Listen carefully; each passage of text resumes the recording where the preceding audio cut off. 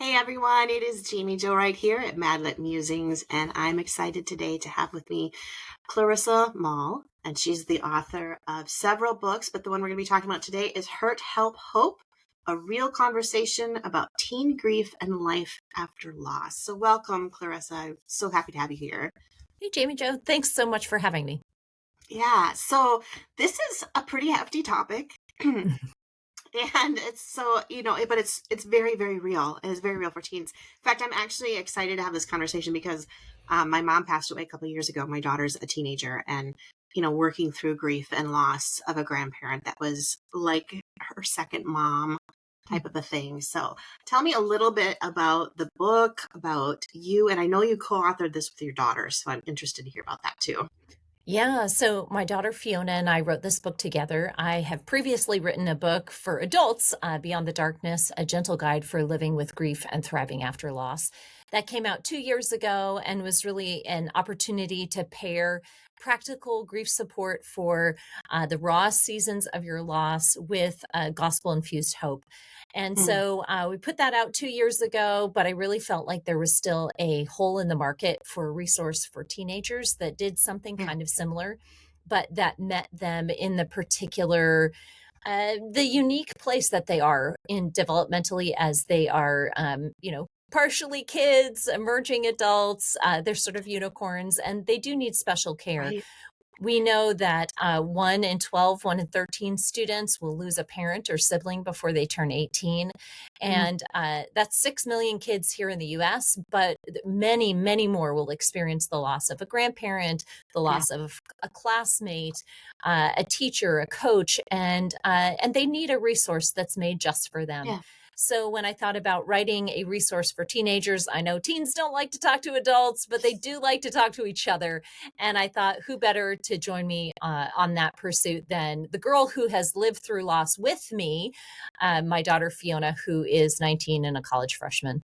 Okay. All right. Wow. That is um so cool that you're able to do that with your daughter and just express to her our gratitude for being open and vulnerable. I know that's not always easy as a teenager, but it is really important for teenagers to hear from people that are their peers in this situation and not just adults. So Yeah. express our gratitude for that. So I don't want to ask anything too personal or get too, down deep and dirty here, but what has been some of your experience with grief as you've entered this process of writing the book, for Fiona and her experience with grief? Can you give us a little bit of insight into that or Sure. Yeah. Well, not many people start out to write books about grief and death and dying right. and loss, Right, unless exactly.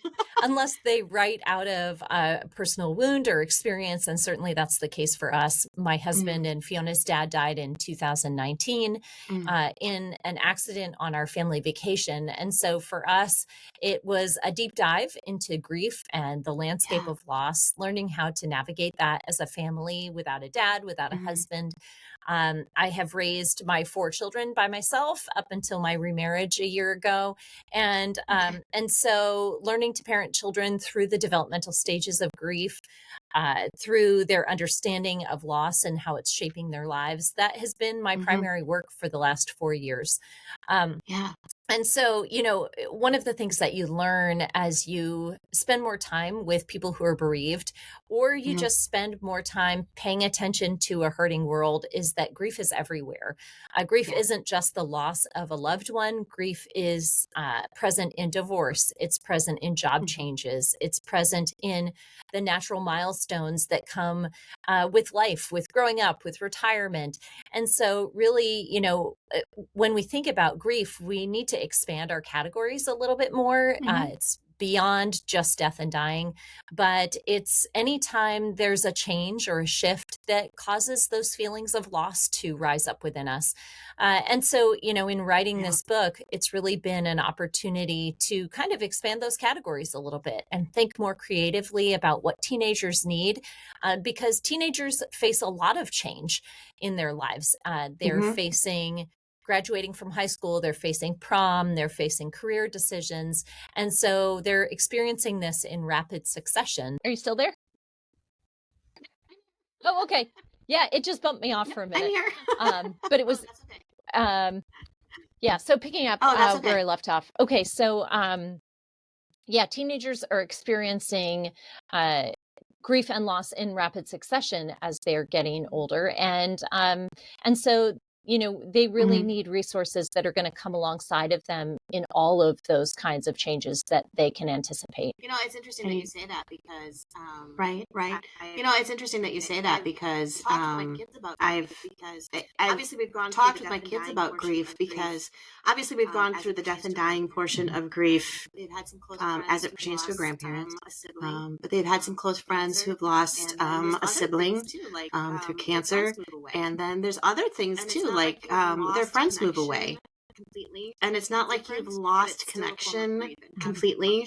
It's different, but it's still a form of grief. And how do they function? And how do you walk them through Mhm. those different elements of grief? So I think that's great that you're expanding that so that we can all look at that even as Yeah, I think parents it's too, really as a we're helpful addressing lens those issues when with we're our kids. considering the changes that students go through. Our book is written specifically for students who have experienced the death of a loved one, but all of the content is applicable to so Mm-hmm. many different areas. If my parents get divorced and I'm having trouble Yeah. sleeping, or I'm having trouble focusing in class, those same feelings of grief will prompt those physical manifestations. And so when we're creating a resource for them, Yeah. it was Fiona and my desire to really give practical, applicable advice that students could grab onto and hopefully carry into a variety of Mm-hmm. situations that they'll face. So how does That's awesome. That's great. So how does a teenager face Mm. grief differently than an Well, I adult think might? because Or they how do are they a bit of a experience it unicorn, differently? they have that unique combination of childhood loss and adult loss that they're trying to navigate. Some days they will face their grief Mm-hmm. like the emerging adults that they are. They'll ask big why questions. They'll think about the future. They'll consider all of the different Mm-hmm. dimensions of their loss and how it's touching them. And then other days, they'll get up, they'll go to school, they'll go to soccer practice, have a blast, and you would never think that they had lost anyone at all. And really, that's not that they are stuffing it down or compartmentalizing. They're doing what children do, which is a very natural kind of popcorn Mm-hmm. experience of grief. They pop into the deep, raw Yeah. emotions of loss, and then they pop as quickly out of that and they go to play. And I think we're often bewildered. I talk to parents and Mm-hmm. those who interface with teens, and they say, well, he's not crying at all. I'm worried about him. And maybe that is a concern, and maybe you need Mm-hmm. to be a curious observer and have some conversations and listen to what's going on there, to make sure that there's nothing deeper that you need to be concerned about. Or maybe he's just acting like a child does when a child is grieving. Mm-hmm. And we know that children have a wide variety of emotions. We know adults do too when it comes to loss, but kids experience them in a very powerful Mm-hmm. and visceral way. And if your student doesn't seem sad at all, it may simply be because he's not sad right now. And that is okay too. Yeah. It's interesting. Yeah. Yeah. So I think it's interesting that as adults, we almost don't give our Yeah. kids permission to carry on with life and just move forward. Do Yeah, you find that certainly. is I think as true in adults, most we cases, we or kind is of that more superimpose unique? our view Yeah. of the world on our kids, and we assume that they think that they think the way we do. We do that normally when we're thinking about, oh, I Mm-hmm. can't believe you're walking out of the house looking like this, wearing that, because what's the narrative really running through our heads is, I would never be caught dead in that. So we do that in a lot of Mm-hmm. other dimensions of our lives, and we certainly are apt to do that when it comes to grief. And that's why the posture of a curious observer, a gentle listener, Mm-hmm. someone who is committed to being a Right. companion, sometimes without even saying a word. Those are the kind of postures that will allow adults to draw near to students Mm-hmm. in ways that allow them to get close enough to see how a kid really ticks, but also encourage the kind of Mm-hmm. honesty that teenagers really need as a baseline, a foundation to be able to engage in conversations that matter deeply to them. Yeah, yeah, and I think that's so important being a safe place. Mhm. Yeah, yeah, and I think that's so important being a safe place for a child to feel like they can just be themselves without having to dive into a deep conversation every single time about Mhm. death and Yeah. dying or divorce or whatever the situation may be. So absolutely. So okay, how does an adult, whether you're a parent or maybe you're an aunt or uncle or a guardian or a teacher, etc., how do you approach the big questions that occasionally come up from a child or a teenager where they're going, why would God allow my dad to pass away? Why would God take, in the case of my family, why would God allow Nanny to die within a few days of us not even knowing she was sick and have no time to say goodbye? How do you deal with those Well, I big really God appreciate you questions, the asked why them, questions? you even asking that question, because I think a lot of adults, we would rather not ask those questions. I was talking to someone recently who said, I would just Yeah. rather give a pat answer and kind of move the conversation along because I don't know the answers. And I think we feel a sense of shame Yeah. sometimes, or guilt, or fear that we don't have the clear answers, the kind of certainty that, almost is like a Mhm. scientific level of certainty that we feel we need to answer these big how and why questions for Mhm. students. And that's part of the reason why in Hurt, Help, Hope, we address the physical dimensions of loss, we address this emotional dimensions of loss, and the practical dimensions. What are we going to do on the holidays, and why did my vacation get canceled? But we also spend a good amount of time asking Right. those and answering, to the best of our ability, those soul level questions. Because when you interface with death as a teenager, Mhm. those questions are very normal. And a lot of times we would prefer not to be in conversation with Mhm. them because they don't have easy answers. And so, again, the Right. posture that we have taken in our book is to answer where we can and to say when we don't know. And I think that Mhm. willingness to say, hey, this is Mhm. mystery, or I don't know this, or we can't know this for sure, but this is what I believe. I think students are Mhm. more open to that level of ambiguity than we often give them credit. They know that the world is a complicated place because they're Yeah. teenagers. They're understanding those complexities. And so we really honor Mhm. their growing wisdom when we're willing to sit with them and say, I don't know. What do you think about this? Let's put our heads together, and maybe we leave this conversation both Right. shrugging our shoulders and shaking our heads and saying we don't know, but at least we don't know together. And isn't community and Right. presence the gift that helps us to Yeah. be sustained in a lot of the world's unknowns? So that's kind of the conversations we're hoping to prompt when we ask and answer those sorts of questions in the book. And being able to yeah. Oh, I love that. I love that. And being able to have Mhm. the kids know that they can ask those tough questions, but then also know that you're not going to have the answer is Yeah, sometimes healthy too, that's right. because you're sharing in that struggle, right? As a mom, experiencing that together. So as a mom, or again as a father or somebody who's helping your child go through the experience of loss, Mhm. if that same loss has affected you, is it okay for you to show your emotion and your own personal loss, or should Yeah. we as adults hide that? Because Well, I've I heard both think it's a sides. I'm little of curious where you're both. coming I from. think as adults, it's Okay. important to be vulnerable with our children to help them understand that big people have big feelings too, and that's Hmm. okay. It's important for us to model for our children appropriate and healthy ways to express our emotions, and we can't do any of that if we're hiding them all the time. I can't teach my child how to process her anger if she never Right. sees me be angry. I can't teach her how to cope with loss or cope with disappointment if she never sees me act disappointed.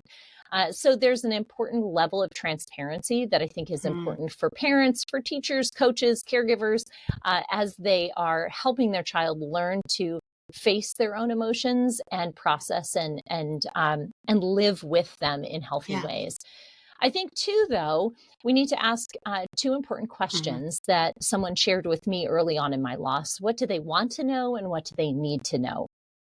because we are adults and they are children. And there are appropriate authority boundaries, there are appropriate maturity boundaries, developmental boundaries that are there to safeguard our children and to safeguard us so that we can be genuine in ways that are healthy.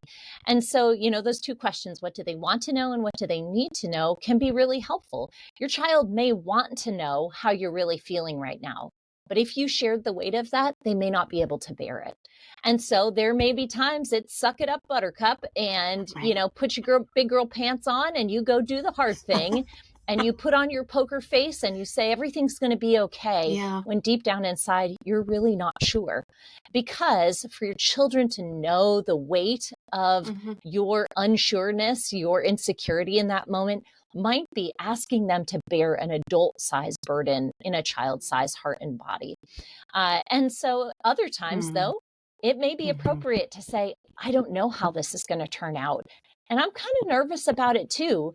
And to share that transparently with your child. But alongside of that, it's always a teaching moment. It's always an opportunity to say, what do I do as an adult when I feel big feelings? There's never a point where we want parents to behave like peers to their children, especially in grief. Numerous studies have shown us that children who are asked to bear adult burdens in grief later carry those burdens into adulthood, and they have a lot of difficulty processing them. So when you're thinking specifically about loss, you want to be a companion to your child, but you don't want to be a peer to your child as you're expressing emotions. Right. That's a really good definition too, because companionship in grief is one thing, but then sharing the load, it's not like your child is your spouse or your therapist, or another, like you said, another peer, or your therapist, right? Right. That's a good point. So with this book that you guys have written, is it written specifically for teens to read? So it is something that is written for a teenager in mind. So we're hoping, there were moments in the writing and editing where Fiona would tell me, hey, Mom, you can't write that. No teenager talks like that, or they won't understand that reference. So it should be totally free of cheese, because Fiona has edited that sort of thing out from my writing, and so it's specifically supposed to be a resource for teens that they can stick under their pillows, that they can come back to over and over again. They don't need to read it in order. They can hop around to the parts of the book that feel most relevant to them. Oh, that's great. That being said, though, if it's a book for teenagers, it's a book for adults. Because if 6 million children in the U.S. will grieve the loss of a parent or a spouse before they turn 18, I guarantee you that there is a teenager within your circle of influence, for any listener who listens, who could use a sympathetic ear, who could understand, they could benefit from an understanding, a presence in their life. And that may not even be a regular presence. It may just be someone who understands what it's like to grieve as a teenager. So in as much as this is a book for teenagers, we certainly hope that there will be a lot of adults reading over their shoulder, because we know that if you can learn from your teenager, you're going to do a really good job of knowing how to interface with them and how to encourage them when they need it. With this book too, it looks like, oh, that's so cool. And with this book too, it looks like, I'm looking at your website right now, even as we're talking, and it says engaging quizzes, charts, and graphs. So it sounds like it's more than just a read a chapter. That's right. Yeah. Our teenagers are used to getting information from social media.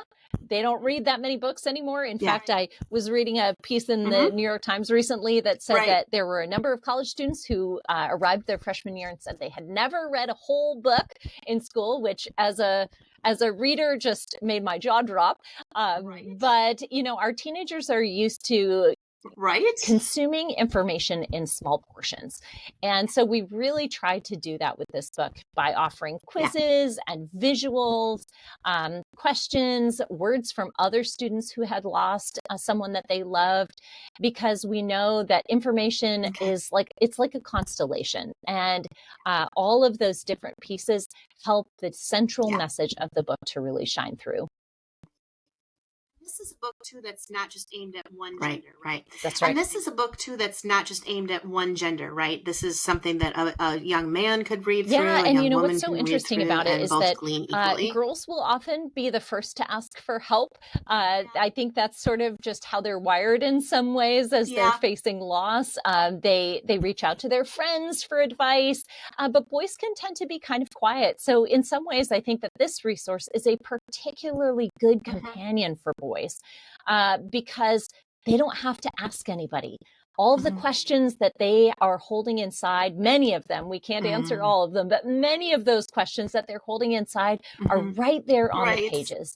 And they can get the answers to their questions without the awkwardness, without feeling like they need to figure out who they can ask. And I'm hoping, as Fiona and I wrote this in a question answer format, there is a kind of call and response. We're modeling the kind of conversations we hope that students will eventually be able to have with trusted adults in their lives. So hopefully as a student reads through the Q&A and takes the quizzes, they'll get an idea of, hey, maybe I could even ask this question to my youth pastor or to my shop teacher or to my coach and compare the answers. Here's what the book said. Oh, I wonder what my coach would say. We even are modeling the kind of discourse that we hope students will engage as they become more comfortable with just the topic of grief and its presence in their lives. So you mentioned that you don't have to necessarily read the book in order. So you mentioned that you don't have to necessarily read the book in order. So is it one of those things like as a teenager, I pick it up and go, I'm really struggling with X, Y, or Z, and I can go through an index and kind of find a question. So the book is divided into 5 different sections. You pick the area that you feel like you have the most need. So if you're struggling with your appetite, people are bringing over tater tot casseroles and you think they're gross and you don't want to eat them. We got questions about that. We got answers for that. It is. Wow. It is. If you are struggling with a temptation towards substance use or intimacy and you want to figure out, like, is this normal that I feel these feelings and have these desires? Yep, we talk about that too. There's a no holds barred kind of approach that we've taken because we understand that it can be really hard to start that conversation with someone in real life. Right. Tackling some of those conversations too, because and I love that you're tackling some of those conversations too, because I don't know if people always realize that grief or loss is not always processed just emotionally. Sometimes it's processed through action versus consequence, and things like alcohol abuse, substance abuse, intimacy. Those are really important. There was another one I was thinking of while you were talking, but anyway, it doesn't matter. Those are really important. Self-harm even. I've seen that generate with some of the kids in our youth group. My husband has been a youth pastor for many years, and you see the self-harm coming through as a way for them to redirect their pain or redirect their grief. And those things oftentimes get overlooked because we're looking for an internal deep emotion. That is so true. And just in the same way that adults all grieve differently, so do students. And that's where community is a really important piece of helping a student process bereavement and move forward in their lives with this companion of grief.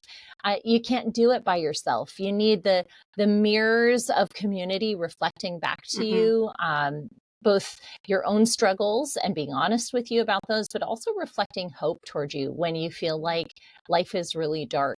And so, if you have self-isolated, you're cutting yourself off from a really important source of support, people who will speak truth to you and who will love you for the long haul. And then I'm assuming last but not least, and certainly not the most. And then I'm assuming last but not least, and certainly not the most, not the least important, the most important. There's spiritual truths that are wrapped through all of this too to help encourage their faith growth and their walk with Christ. Correct? Not for people who are Christians necessarily. And part of the reason why we wanted to keep the conversation open about faith is because for many students, the death of a loved one may be the first time that they have actually asked big spiritual questions. They may never have really thought about stuff, about anything beyond sort of people go to heaven when they die, the sort of cultural understanding that people have about faith that even people who would not espouse Christianity would talk about as a sort of normal response to Right. life after death. And so we really begin at the beginning. We talk about God's design for humanity, Right. about how we each are precious, that each person has dignity and honor because they're made in God's image. We talk about the death and resurrection of Jesus and what that means for people, because it's within the context of those bedrock bits of our faith that we can have conversations that hold the tension of mystery that we know teenagers have to hold as they process loss. But we certainly try to cut out the Christianese and the language that might be a distraction and really just get to the gospel truth, understanding that there may be students who say, I used to believe in God, but I don't believe in God anymore after this. And we hold space for that. Like, yeah, we can understand how you would respond that way. And your doubts and your fears are okay. And I think in being honest about all of the ways that grief can touch us in that spiritual realm, either drive us to faith or drive us away from faith, ask questions about faith, we're creating space for an honest conversation that we know will emerge over time as students grow up. Yeah. And that's so important too. Kids need to have that space to challenge and ask questions.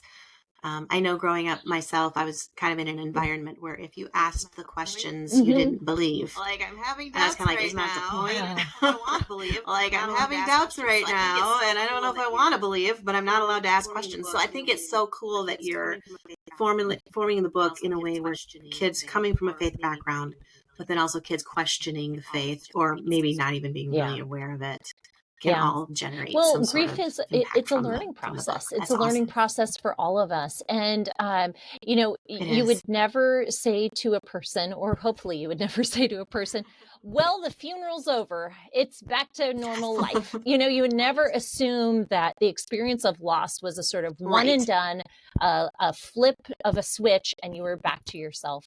And especially when it comes to those deeper questions that don't have easy answers, we need to expect it's going to take a long time. It may take months or years for a student to come to a place of peace and rest with the mystery that has sort of enfolded the loss of their loved one. And so we're really just trying to set the table to begin those kind of conversations in a helpful way. I love it. I love it. Well, the book is called Hurt, Help, Hope, a real conversation about teen grief and life after loss. It's written in a way for teenagers to relate to because it's been vetted by a Gen Z. None of us old ladies speak in it. That's right. None of us old ladies speak in it, right? This is great. So the book is available now. People can get it. Oh man, this is great. So the book is available now. That's People right. can get it wherever books are sold, I'm assuming. You've written other books too. So if people All want right. to check out more And then I know you've written other books too. So if people want to check out more about you and your ministry and the things that you're offering, you can reach out to me at ClarissaMoll.com. And I've got a book for adults. I have this book for teenagers. I've got a devotional that's 40 days spent in the Old Testament of really meditating on God's presence in our darkness. And then I've got a children's picture book that comes out in the spring that's available for pre-order too. So a lot of cool resources, and I'm excited about all of them. That's really cool. Well, Clarissa, I am really pleased to meet you. That's really cool. Well, Clarissa, I am really pleased to meet you. This has been a great conversation, and I could talk about for hours, but then podcasters listeners will be like, "Are you ever going to stop?" We'll stop for now, but hopefully I got an appointment, so we'll stop for now. Thank But you. hopefully we can reconnect in the future when you have maybe your children's book release.